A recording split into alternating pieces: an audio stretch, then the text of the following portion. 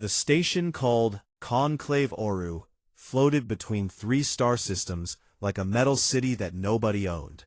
It belonged to everyone and to no one, which meant every species in the Galactic Compact had agreed, at least on paper, to behave themselves inside it. The halls were wide enough to fit a cargo ship sideways, and the air smelled like 40 different worlds mixed together.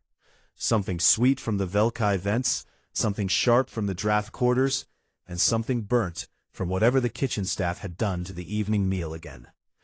Sergeant Mara Voss walked through those halls with a cup of coffee in one hand and a data slate in the other, and she did not look like much. She was average height for a human woman, which meant she came up to the chest of most species she passed in the corridor. The Drath alone stood nearly a full meter above her, broad-shouldered, armor-plated across the back and collar, moving through the station like they expected. Everything to get out of their way, which most things did. Mara had short dark hair, a calm face, and the kind of eyes that did not give away what she was thinking. Her fellow soldiers said she had the same expression whether she was reading a mission report or watching someone throw a punch at her, which they meant as a compliment. She was part of Earth's diplomatic escort, 6 soldiers, attached to Ambassador Risa Cole's delegation, here for the compact treaty negotiations that had been dragging on for 11 weeks and showed no sign of finishing. The negotiations were about territory, specifically about 3 mineral-rich systems near human space that 4 other species also wanted access to, and the talks had been tense, careful, and exhausting, full of long silences and careful words and the particular kind of politeness that meant everyone in the room was furious. The evening reception was Ambassador Cole's idea, a chance to loosen things up, share food. Share drink? Let the diplomats breathe without a negotiating table in front of them. It was held in the Compact's central gathering hall, a room with a curved ceiling and soft amber lighting, and tables arranged in a wide circle, so that no delegation sat at a head. Every species equal, every seat the same distance from the center. Mara stood near the wall with her coffee, and watched the room the way soldiers watch rooms, not dramatically, not with her hand near a weapon, but with the quiet attention of someone who is always counting exits. She noticed Vekara before Vekara noticed her. The Drath warlord caste warrior was not hard to notice. She was the largest individual in the room, nearly 7 feet tall, with 4 arms, the upper 2 heavy and long, the lower 2 shorter and faster, all 4 ending in broad hands that could close around a human skull without much effort. Mara had read the briefing files and knew that Drath upper caste warriors were considered by most of the Compact to be the finest close combat species in known space, a title they had held for over 1,000 years and defended with enthusiasm. Vekara wore no formal diplomatic clothing. She wore her rank armor, dark and ridged, with the silver markings of a warlord caste veteran across both upper shoulders. Her record, according to the same briefing file, included 38 formal duels across 12 species, all decided in her favor. She was standing with Ambassador Thel Oris and 3 other Drath officials, and they were talking quietly, and Vekara was looking across the room with a slow, measuring gaze that moved from table to table like someone selecting fruit at a market. When that gaze landed on Mara, it stopped. Mara took a sip of her coffee.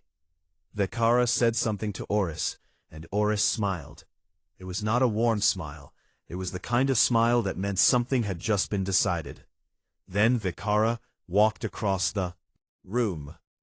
The conversations nearby fell quiet as she passed. She moved through the crowd without hurrying and without adjusting her path. And everyone else adjusted theirs. She stopped in front of Mara, and looked down at her with the particular expression of someone examining something they do not consider a serious object. "You are the human soldier," Vekara said. Her voice was deep and carried even at low volume, and her translator collar turned the Drath syllables into flat, clear words. "One of them," Mara said. "I am Vekara, warlord caste, third bloodline of the Drath Reach, the warrior said, and the words had the rhythm of something formally announced. Mara Voss, Mara said. Sergeant, Earth Diplomatic Escort. Several of the nearby delegations had gone very still. The Velkai scholar Suri, a small gray-skinned creature standing 2 tables away, had stopped mid-sentence and was watching with very wide eyes. Vekara reached into the upper chest of her armor and produced a flat disc of dark metal. She held it forward between 2 fingers and let it fall to the floor between them. It rang once against the metal ground and sat there, and the room got even quieter. Every species in the compact knew what that disc meant. It was a formal duel token, and under compact law, if the party it was offered to refused it, the refusing party surrendered all standing claims in any current negotiation. It was an old tradition, brutal in its simplicity, designed by species who had not fully trusted words yet. Ambassador Cole appeared at Mara's shoulder from somewhere to the left. She was a tall woman with silver hair and a face that had handled decades of hard diplomatic situations, and even she looked briefly pale. Sergeant Voss, Cole said quietly, very carefully. You do not have to. She does, Vekara said simply. Or your delegation loses the mineral systems by morning. That is compact law, Ambassador, and you know it as well as I do.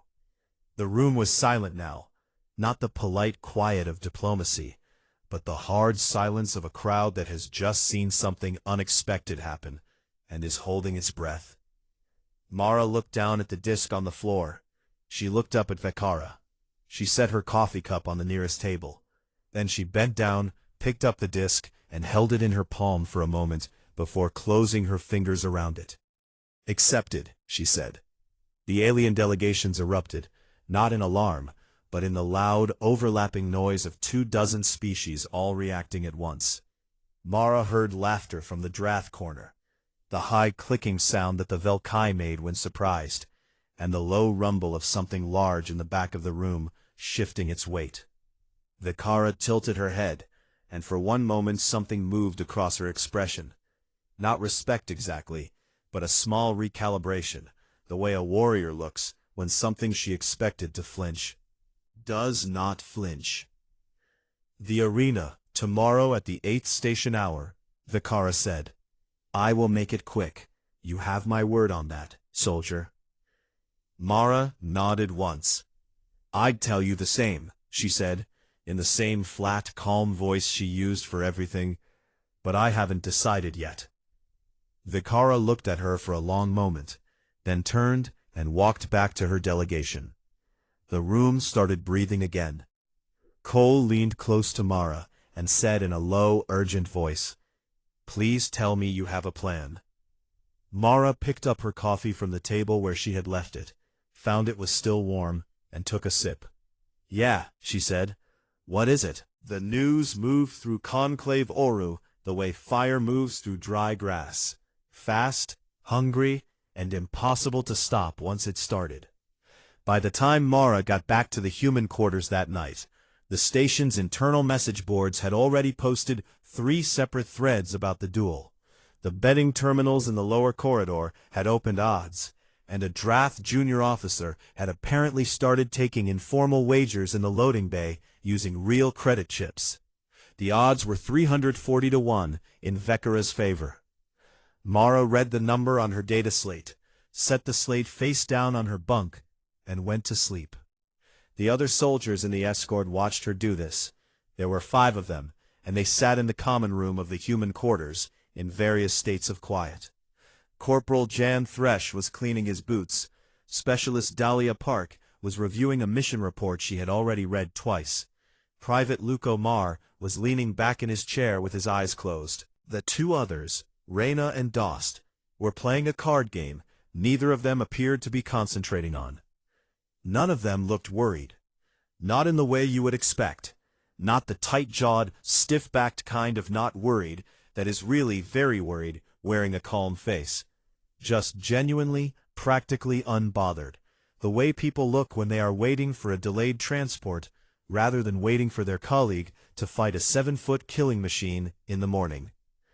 Ambassador Cole, who was not a soldier and had not spent her career learning to wear a calm face over fear, could not sleep.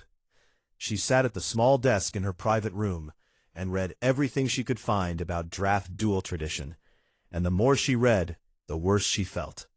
The Drath had been dueling formally for 4,000 years, their warlord caste trained in combat from the age of 3, which for a Drath was old enough to hold a weapon, and they trained every day without exception until they died or retired, whichever came first.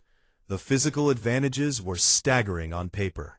4 functional combat limbs, natural bone plating across the vital areas of the body, a pain tolerance that had evolved specifically for combat conditions, and reflexes that measured faster than any unaugmented human by a significant margin.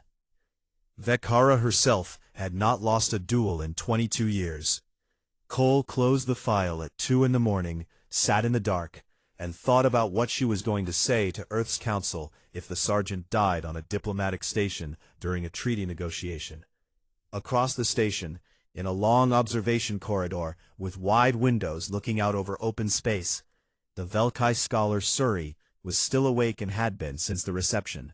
He was a small creature, barely 5 feet, covered in smooth gray skin that shifted to pale silver when he was anxious, and he had been very silver for several hours now. Suri studied sentient species for a living.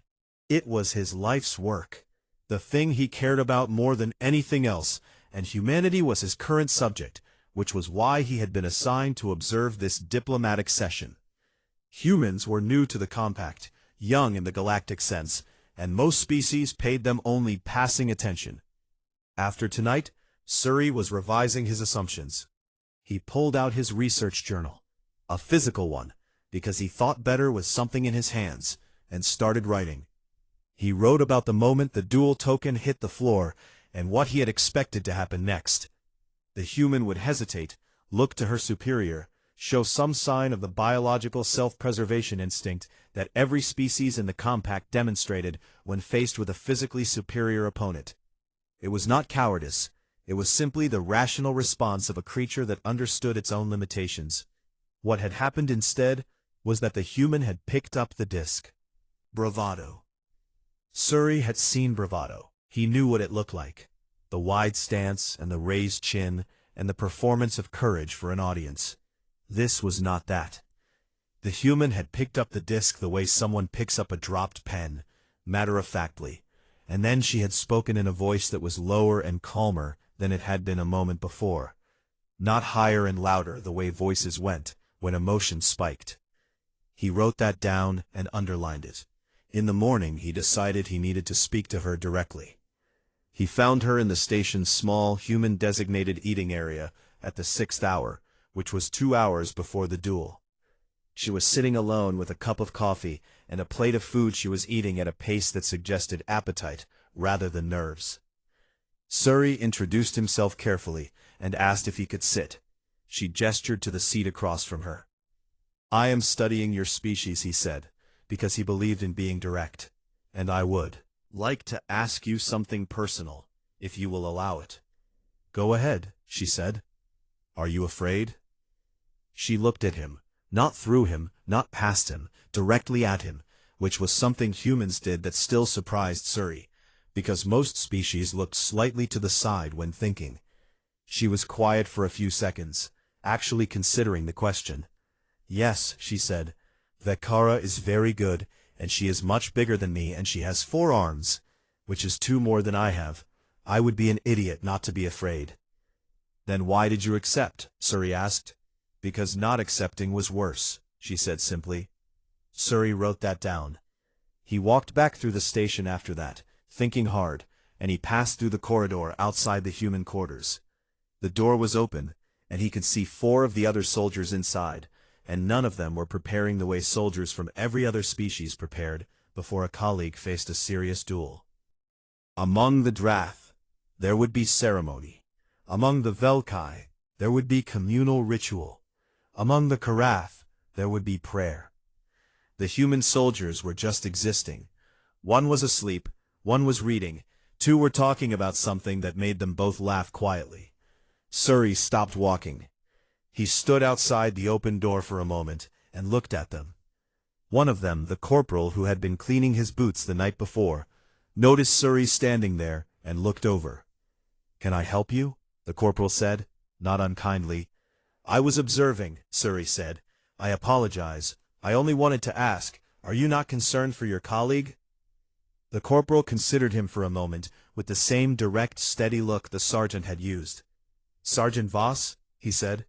"Yes." The corporal shrugged in that particular way humans shrugged, the small lift and drop of the shoulders that carried an entire sentence's worth of meaning. "Fine," he said. "The odds are 340 to 1, Suri said. "Yeah," the corporal said, and went back to his boots. Suri stood there another moment, then said, more quietly, "Why are none of you watching the sergeant to see if she is frightened?" The corporal looked up again. "We're not watching Voss," he said, and for the first time, something crossed his expression that Suri could not immediately name. It was not amusement, not quite.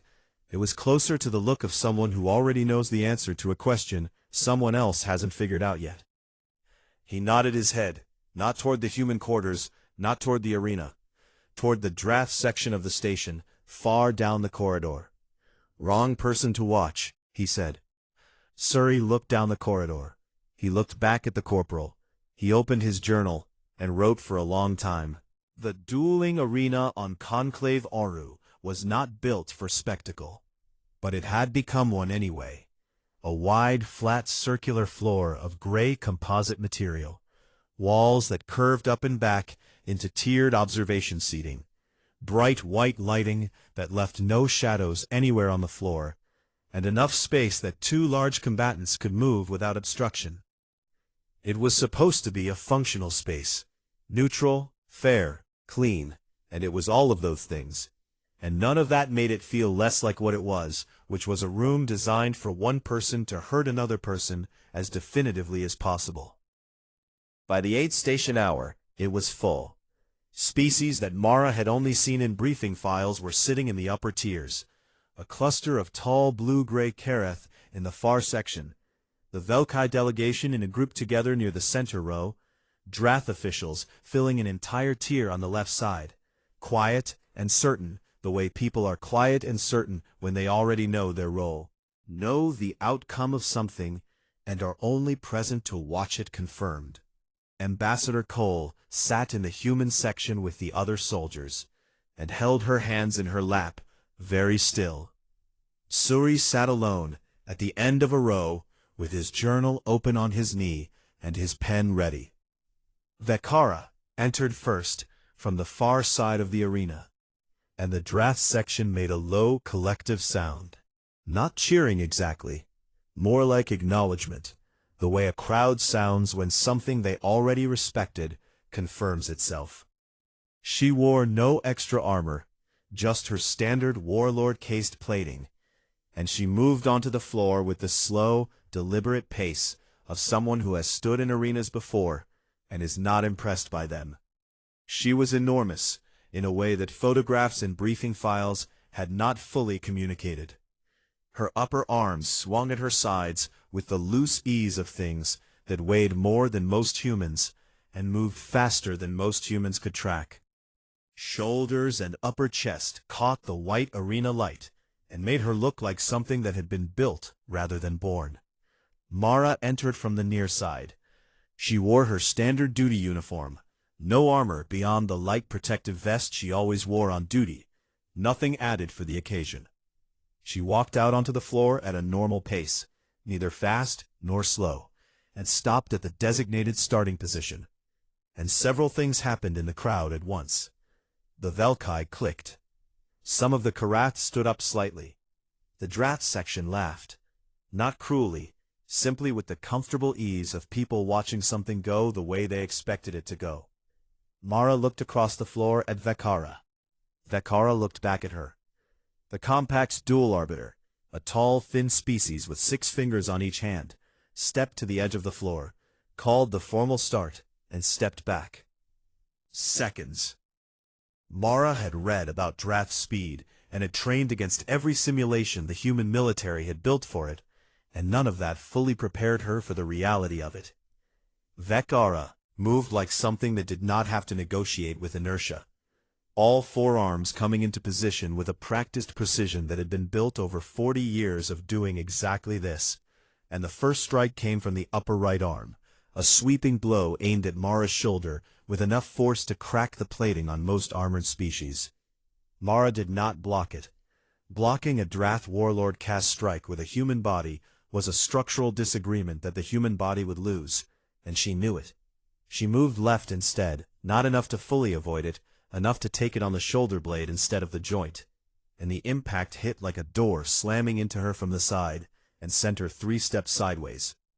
The crowd made a sound. Mara stopped her feet, settled her weight, and stepped back. In. Vekara's expression shifted, just slightly, just a fraction, the adjustment of someone who hit a target and expected it to fall, and found that it had not. She came forward again, faster this time, the lower 2 arms moving in a crossing pattern designed to catch a retreating opponent, and Mara went low instead of back, under the crossing arc, and came up inside Vekara's reach and drove her elbow hard into the joint where the lower left arm connected to the body. It was the one weak point in Drath plating, the gap between plates that allowed arm movement, and Mara had spent 6 weeks locating it in simulations. Vekara made a sound that the translator did not catch, and stepped back. The Drath section went quiet. Suri's pen moved very fast. The next 3 minutes were not beautiful. They were not the kind of fight that looked good in records, or got described in poetry. They were 2 creatures with very different bodies, trying to use those bodies to end the fight, and they were both good at it, and it showed. Vekara landed 2 more solid strikes, one across Mara's ribs that made something creak that should not creak, one that caught her forearm when she raised it, and left the arm briefly numb from wrist to elbow. And each time, the crowd leaned forward expecting the human to go down and stay down. Each time, Mara got back up, not with a shout, not with a dramatic moment, just got back up and returned to her feet, and came forward again. And this was the thing that Vekara had not prepared for. Not the human's technique, which was good but not extraordinary. Not her strength, which was adequate but not remarkable. The thing that Vekara had not prepared for was the continuing. Every species that Vekara had ever fought followed the same deep biological pattern.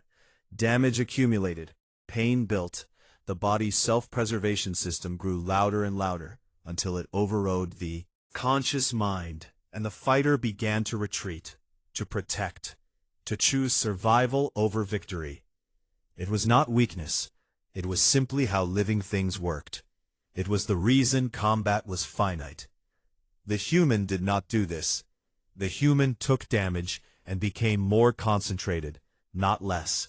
Her movements got smaller and more precise as the fight went on. Less energy spent on anything that was not directly necessary, like a machine that was shedding everything that was not essential.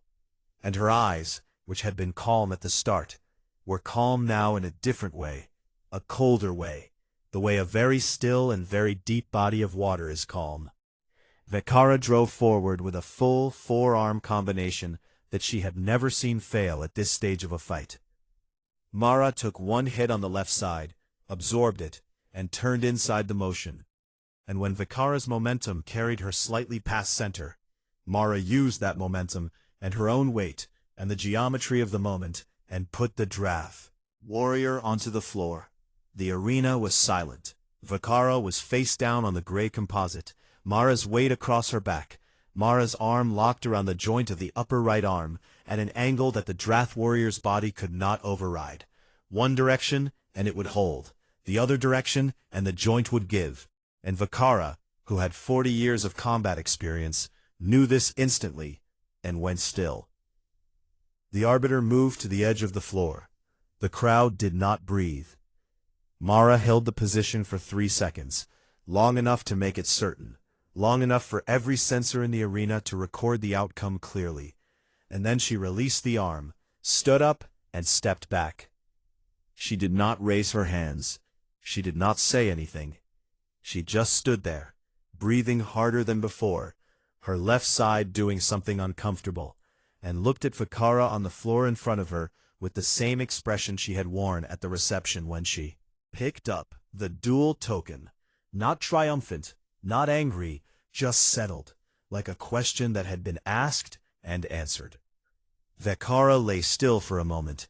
Then she pushed herself up slowly, onto her knees, and then onto her feet, and she turned and looked at Mara. And for the first time in her 40-year career as a Drath Warlord caste warrior, something moved through her chest that she did not have a word for. It was not fear of dying. She had faced that before and knew its shape. This was different, quieter, more unsettling. It was the feeling of someone who has spent a lifetime being absolutely certain of something and has just, very suddenly, become uncertain. The Arbiter announced the result. The Drath section made no sound at all. For a moment after the Arbiter spoke, nobody in the arena moved. Not the Drath section, not the Velkai, not the Karath standing in their tier. The entire room was locked in the particular stillness of a crowd that has just seen something that does not fit inside any of the categories it had prepared for the event. The Arbiter had been officiating compact duels for 30 years and had announced results in every tone the job required. Solemn, formal, quick, drawn out. And right now he was announcing this one in the same flat official voice he used for everything. Because that was his job. And yet, even his voice sounded slightly uncertain around the edges. As if the words were correct, but the situation they described was not something the language had been designed to handle. Vakara had lost. That was the fact. It sat in the room like a stone dropped into still water. You could see the ripples moving outward from it in every direction. The edges of the crowd and comeback changed. Mara stood on the arena floor and breathed and waited for the room to catch up. Her left side hurt in a way that suggested at least 2 ribs had opinions about the last 15 minutes, and her forearm had moved from numb back to painful, which she understood was the correct direction for recovery, even if it did not feel like it. She did not let any of this show on her face, not because she was performing for the crowd, but because her face did not generally show things she had not decided to show. She watched Vakara. The Drath warrior was on her feet, which Mara had not entirely assumed would be the case. Drath were physically resilient, and the move that had ended the fight was a control hold, not a strike. So there was no significant injury, just the very clear mechanical fact of a position that could not continue. Vakara had understood the geometry immediately, and stopped, which told Mara something about the way things should go. Warrior's intelligence that she had already suspected. Vakara was looking at her, not with anger. Mara had expected anger and was prepared for it, with something that was harder to read and in some ways harder to deal with. A look of concentrated assessment, like someone taking apart a machine to find out why it did something they had not predicted. The Arbiter completed the announcement. The duel was decided. Under compact law, that meant it was over. Fully, officially, legally over, all claims held, all political terms of the challenge fulfilled. And in the history of Drath formal dueling, what came next was one of 2 things. The victor either declared the defeated's life forfeit, which was accepted custom, or declared a binding submission, which meant the defeated owed service or resource or political alignment to the victor. Mara turned and walked toward the edge of the floor. The crowd made a noise, not a cheer, not a gasp. Between, a sound that had no clean name because it had not been needed before. A confused collective exhale, the sound of a room full of people all asking the same question at the same time without speaking it. She had not declared either. She had not declared anything. She had simply stopped and walked away. And in 40 centuries of Drath dueling tradition, this had not happened. Not because it was forbidden. Nothing in the law said a victor had to make a declaration, only that the right existed, but because no victor had ever seen a reason to walk away from both options. because walking away from both options meant you did not want the defeated's death and did not want their submission, which meant you had fought purely to answer a question, and having answered it, were finished. The Velkai scholar Suri had stopped writing. He was sitting with his pen touching the page of his journal, and not moving, and his skin had gone from silver back to gray, meant his anxiety had passed, but his eyes were very wide and very focused on the floor, where Mara had been standing. Ambassador Cole was on her feet in the human section. She had stood up at some point during the final 30 seconds of the fight, without noticing she had done it. And now, she sat back down slowly, and put her hand over her mouth, and breathed. Corporal Thresh leaned back in his seat, and crossed his arms and nodded once, the private satisfied nod of someone whose prediction has been confirmed. In the draft section, Ambassador Thel Oris was very still and very quiet, and his expression was the expression of a person doing complex political mathematics very quickly. Mara reached the corridor outside the arena, accepted a medical kit from the station medic stationed there, and pressed a cold compress to her ribs. The station doctor, a Velkai with quick, careful hands, asked if she wanted to go to the medical bay. In a bit, Mara said, stood in the corridor and waited. And she had been there for about 12 minutes when she heard the heavy, even footsteps of Drath armor behind her. She turned. Vekara stood in the corridor entrance. She had not sent an attendant, had not announced herself, had not asked through the arbiter for a formal meeting. She had just walked out of the arena and come to where Mara was standing, which Mara thought said something worth knowing about what kind of person she was when the ceremony was stripped away. For a moment they stood in the corridor and looked at each other, and neither of them spoke. And it was not an uncomfortable silence. It was the silence of two people who had recently learned something significant about each other, and were taking a moment before words. You left, Vekara said. Yes, Mara said. You had the right to claim my life, Vekara said, or my service. It was yours under compact law. You walked away from both. Vekara was quiet for a moment. She was looking at Mara with that same taking apart expression, and Mara let her look. Why? Vekara said. Mara considered the question seriously, the same way she had considered Suri's question about fear. She did not dismiss it or give it a quick answer. She actually thought about it, standing in the corridor with a compress against her ribs. You weren't a threat anymore, she said, and I didn't need you dead. Those were the only two reasons I had to keep going, and when the first one was gone, and the second one was never there was nothing left to do. Vekara's forearms were loose at her sides, not the careful loose of someone controlling their posture, genuinely loose, which, on a Drath warrior in the aftermath of a lost duel, was a significant physical statement. In 4,000 years of Drath dueling, Vekara said slowly, no victor has walked away without a claim. That's a long time. Mara said, and maybe the option just never came up the right way before. What does that mean? It means you'd have to not want anything from the person you beat, Mara said. And you'd have to be finished when you were finished, instead of continuing, because continuing is what's expected. We're pretty good at stopping when we're done, humans. We don't always need the extra step. Vekara looked at her for a long time.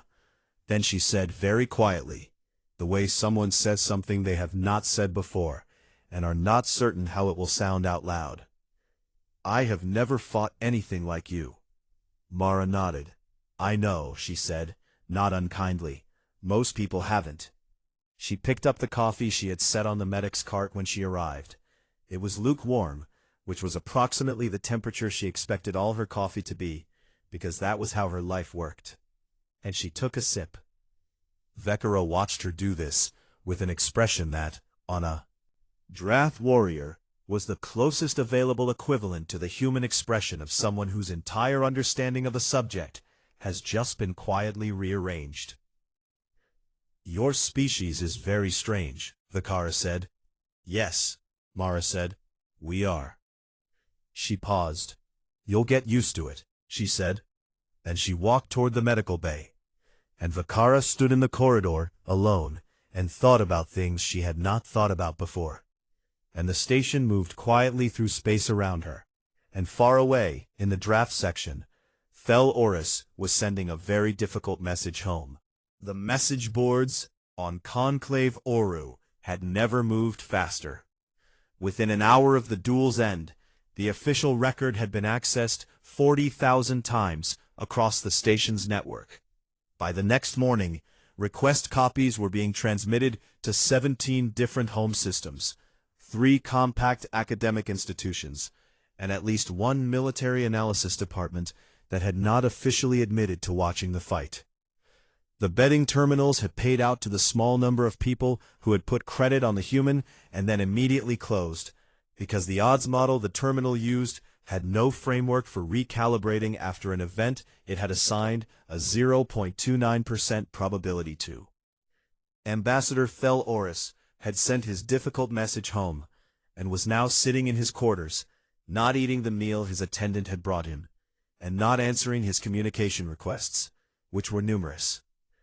The diplomatic sessions resumed the next morning. They were different.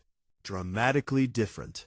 The same table, the same room, the same amber lighting, the same careful formal language, but the weight in the room had shifted in a way that everyone could feel and nobody acknowledged directly, which was how diplomatic things usually worked. The 3 mineral-rich systems near human space were no longer the site of a drawn-out argument. Within 4 hours of the session opening, 2 of the previously resistant delegations had moved to positions much closer to Earth's terms, and by midday the framework of an agreement was on the table that Ambassador Cole had not expected to see for another 3 weeks. Cole sat across from Mara that evening and told her this, and Mara nodded and ate her dinner. "You understand what you did in that arena," Cole said. "Not just winning, the way you ended it. That is what changed the room." "I just stopped when I was done," Mara said. "You stopped in a way that no one in that room had ever seen." Cole said, "And they did not know what to do with it. And when people do not know what to do with something, they become careful. And when they become careful, they become willing to negotiate." Mara thought about this. "That seems like a lot of weight to put on one fight," she said. "That is how the compact works," Cole said simply.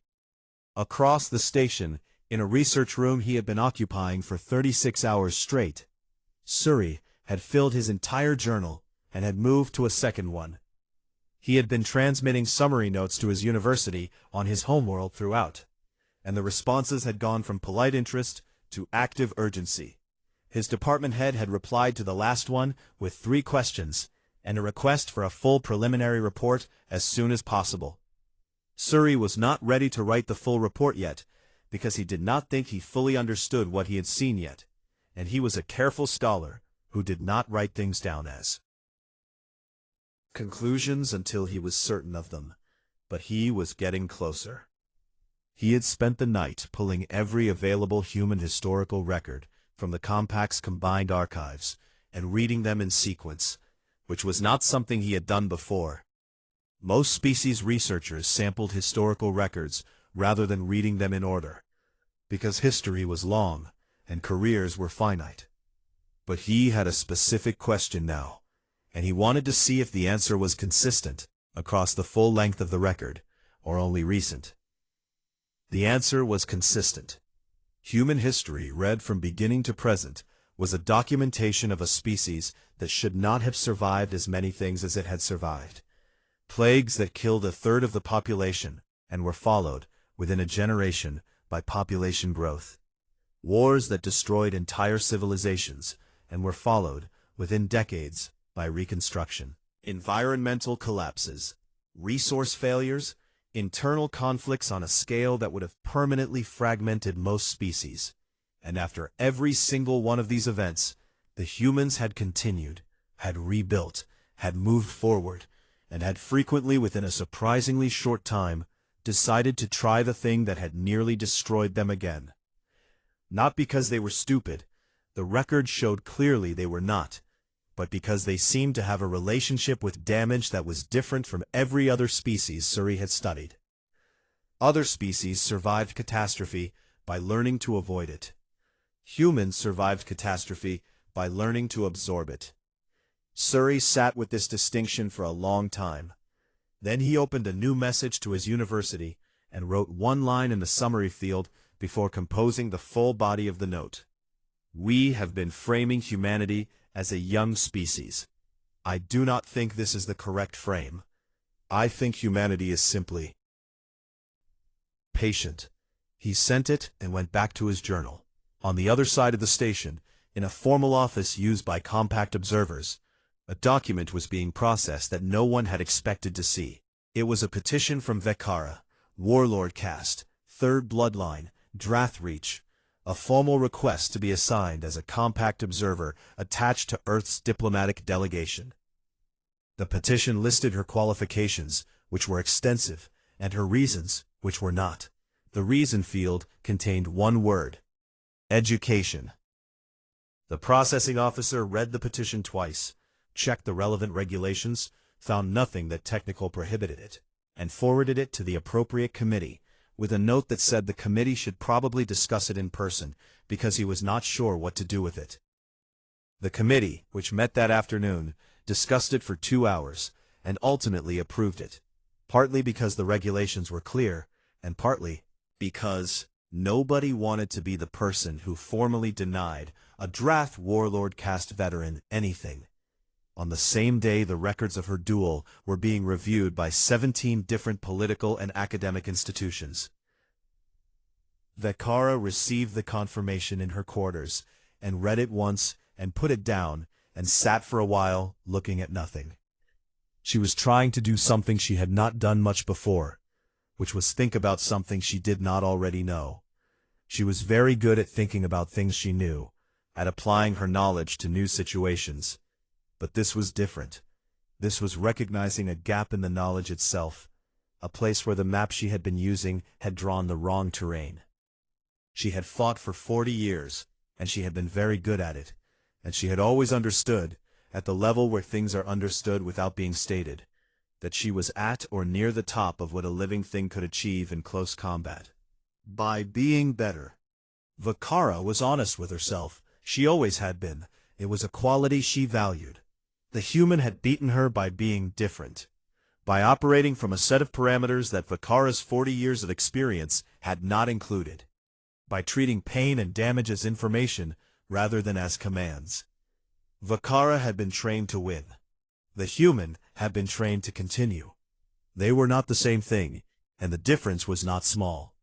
She thought about this for a long time. In the station's human section, the evening had settled into the ordinary rhythm of people at the end of a long day. The soldiers were eating and talking. The ambassador was going through paperwork. The day was finishing the way days finished. Mara was in the observation corridor, sitting on the bench that faced the wide windows, with a cup of coffee that was already going lukewarm in her hand. The stars outside were very still, which she knew was an illusion. Everything out there was moving at tremendous speed in tremendous directions. But from here, from this bench, in this moment, they looked still, and it was a good thing to look at. Corporal Thresh came and sat beside her after a while. They were quiet for a bit. Then Thresh said, "Did you actually feel in danger in there?" Mara looked at the stars. "The whole time," she said. Thresh nodded. He had expected that answer, or something close to it. "Then how do you do it?" he said. "How do you keep going when everything in you is saying stop?" Mara was quiet for a moment. "Being scared and stopping are two different things," she said. "They feel the same from the outside sometimes. They feel the same from the inside sometimes too. But they're not the same thing, and knowing the difference is the whole job." She took a sip of her coffee. "Humans figured that out a long time ago," she said. "We had a lot of practice." Stars drifted past the window, very slowly, which was another illusion. It was the station moving, not the stars. But it was a good illusion, the kind that made the universe feel navigable, rather than overwhelming, which was sometimes what you needed. Mara finished her coffee. She set the cup down on the bench beside her, Outside, the stars kept burning, billions of them, old and young and dying and just beginning, and the small metal station moved quietly through the space between them, carrying inside it a galaxy that was in the slow, uncertain process of revising everything it thought it knew about the strange, soft-skinned, painful-looking, absolutely impossible-to-stop species from a small blue world called Earth.